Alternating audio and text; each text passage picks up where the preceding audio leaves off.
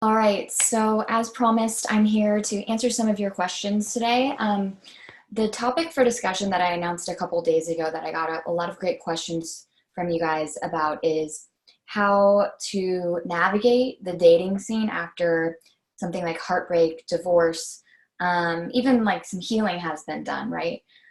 So we've all kind of been there and we've all kind of experienced what it feels like to have our hearts broken, and then to also like jump back out in the dating scene afterwards. So I think this is a really great topic. It's very applicable to a lot of you out there. So hopefully I can answer some of these questions for you guys, and it will help with the confusing nature of dating again after heartbreak.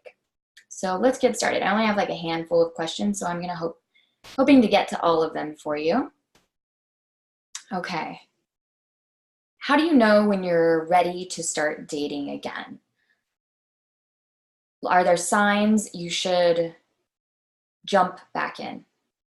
So, the way that I kind of understand this is like, I think a lot of times many of us place too much emphasis on um, when to begin something. And I think that being very deliberate about our actions and having some sense of planning is great. But I also think for like matters of the heart, um, I kind of believe that like it's all subjective, right? It all depends on how you're feeling. If you break up with somebody or get a divorce, or someone breaks up with you even, and your heart is completely ready to get back in there a day later, then that's you. No one can judge that. I don't think that it's really wise to put a timeline on like when to start dating again after heartbreak. So my rule of thumb is, when do you feel like you're ready to welcome someone in again? Possibly without the lens of that past heartbreak, right? So, you know, a lot of times I think too, people kind of start healing before the heartbreak even happens. The heart can get broken before an actual breakup, right? Sort of all these little cracks start to form in relationships, and over time we can just wait till it's too late for those cracks to ever be mended. And so by the time we actually are experiencing a heartbreak or breakup, um, we may already be ready to jump back in the dating scene. So signs that you should jump back into a relationship or start dating again after a heartbreak. Let's see. Signs, I think, are you ready to listen to your body? Are you ready to listen to what's going on here and not be so concerned and hyper aware of what everyone else is thinking or what the person that you're dating is thinking? I think when you can turn your focus and your awareness inward in a healthy way and and know that you're able to really check in with yourself and ask yourself, how am I feeling in this? Right? What does this make me feel like? How is this interaction affecting me? I think that that's a good sign that you're ready to get back out there. I think oftentimes, we just lose sight of that. We lose sight of this, and we start to navigate based on what everybody else wants of us, what we think someone else wants of us, or what the expectations we put on ourselves is. So once you can really tap into yourself, I think that's a really good sign that you can start dating again. Although not everybody is worth dating, so maybe we'll get back into that with more of these questions. So the next question is, what was it like for you to date after divorce? So this is a really personal question for me, and one that I don't really get asked that often. I usually get asked questions about like what was it like leading up to the divorce, right? What was it like to be in that? The afterward is something that I rarely get asked about. So I guess I'll answer right now. What was it like after dating after divorce? It was really vulnerable feeling. I felt pretty raw. I was also my you know my relationship was one that was emotionally abusive, and so I was also very fearful dating again. I was afraid that I would be found and punished somehow. So this is getting like really deep with you guys, but this was my truth, right? This actually was what it felt like to start dating again after divorce, or leaving my divorce. It's not the same for everybody, obviously. And yeah, like I remember thinking, like, as I was walking down the street, like going on a date, that I would see my ex's truck or something, and then like something violent might happen. I also remember thinking that I was being spied on all the time. So there was a lot of fear that went into it. But there was also a lot of like self-pride that I had, because although I was extremely scared, I could feel my heart beating, and I could feel my heart getting excited, and I could feel my heart remaining tender and soft to my interactions. And that made me really proud, because I know that a lot of people who go through heartbreak, can harden you, right? It can create walls and barriers around your ability to really receive love and like be in that experience and be present to it. So so I never did join any dating apps. I never got there, although I don't think there's anything wrong with them. So yeah, I just kind of met the guy I'm dating organically, and that actually ended up pretty good.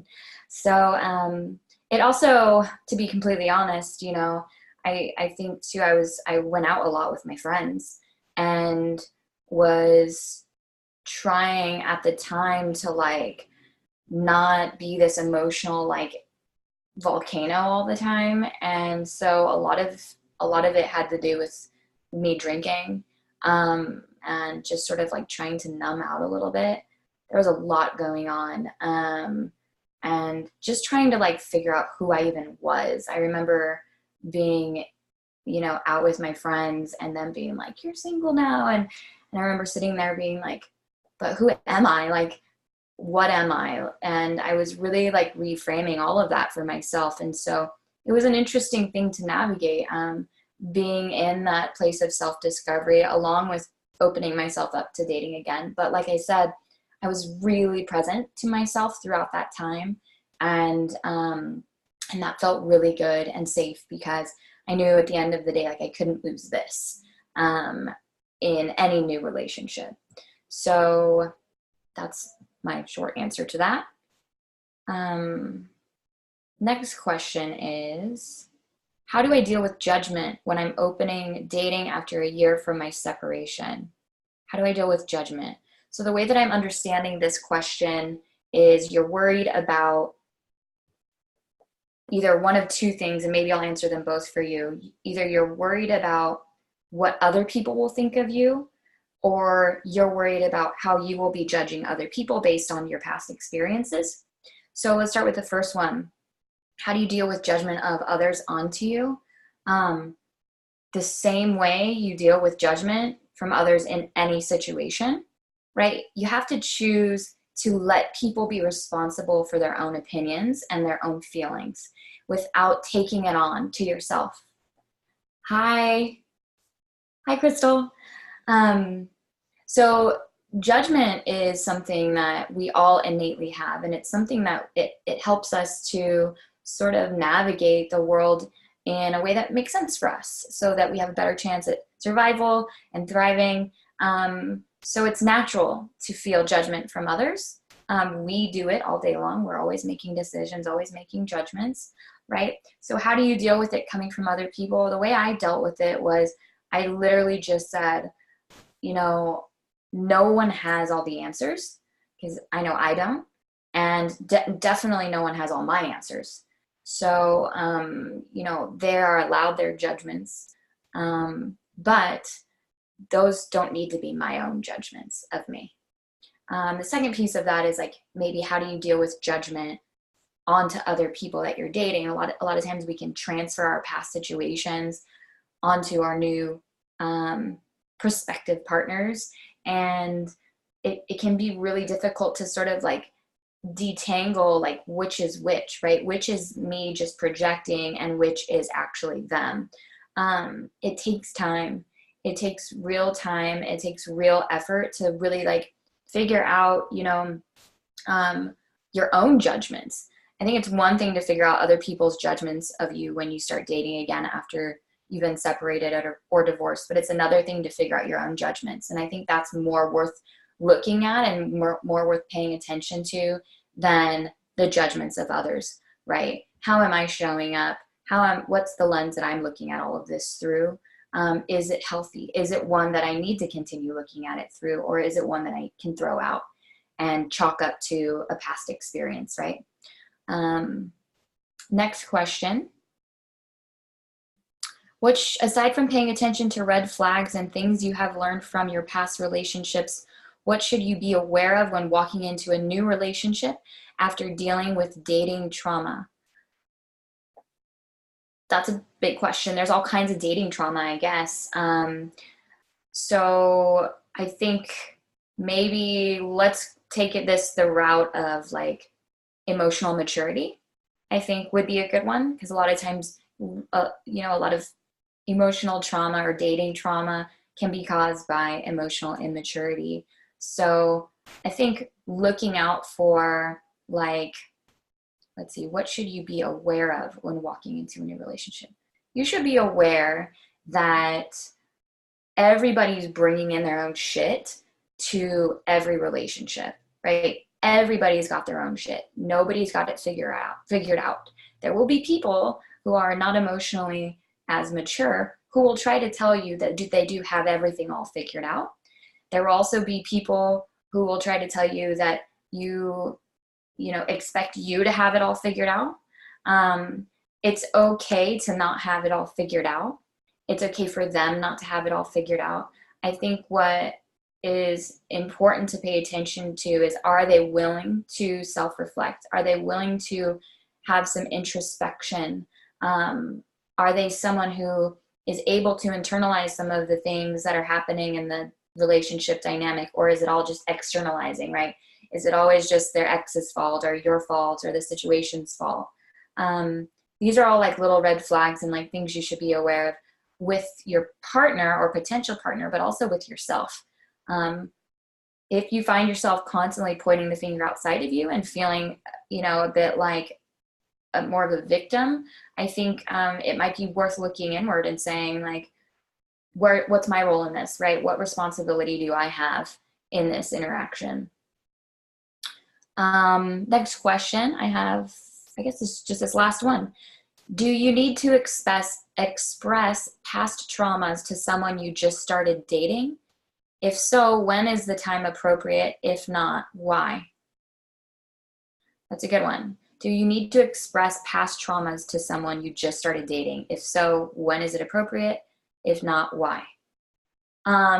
Again, traumas is there's just such a wide range of that word. And I think that it depends on you. It depends on what you're feeling and needing. I also think that, it's funny because I've been reading a lot about like people will literally shame you for anything. People shame you for being not vulnerable enough. People shame you for being too vulnerable.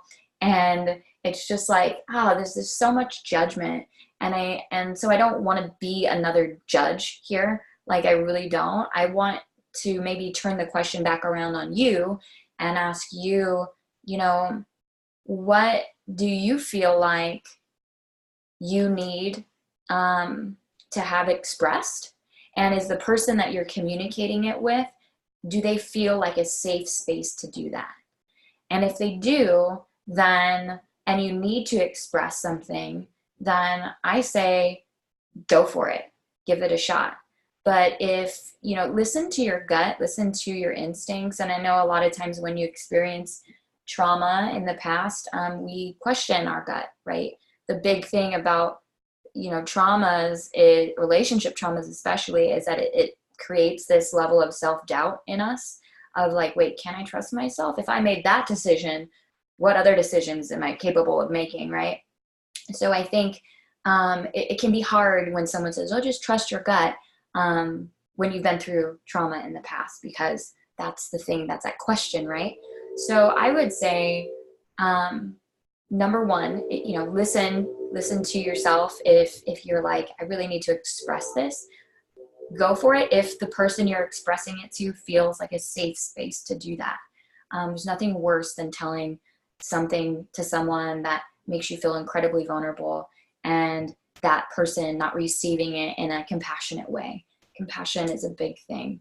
But another thing is, if you do not want to express a trauma to somebody, you don't have to.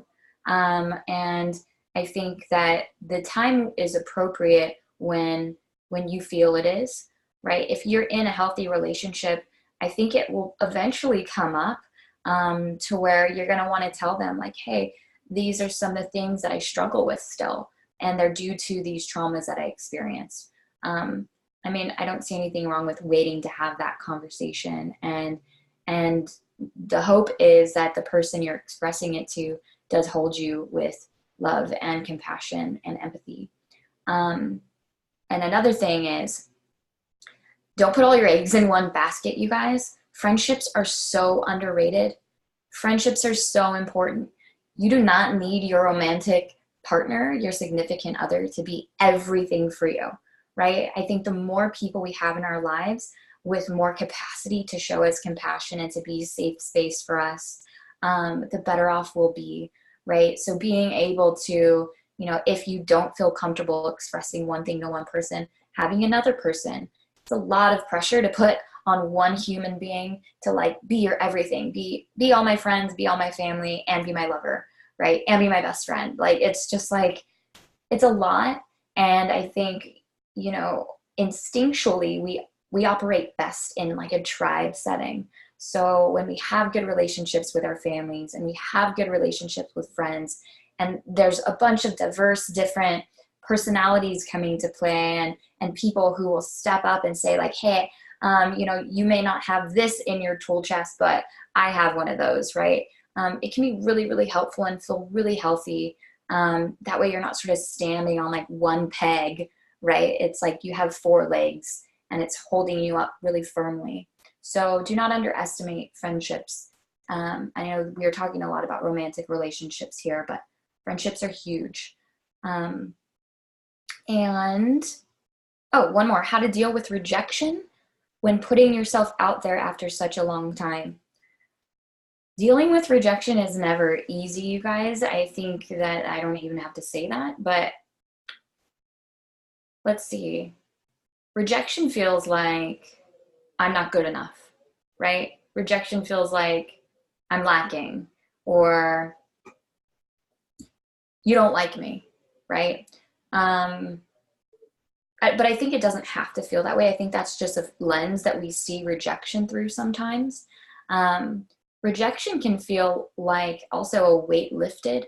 If you look at it through the lens of, I need to have space for somebody in my life who will really truly love and accept me and want to be with me, right? So rejection at the time may feel like a dead end, but also we kind of need things to die sometimes in order for us to know that that's not the direction that we can grow, right? Or go. I think that rejection is one of the best things that can happen to a lot of people. Failure is amazing.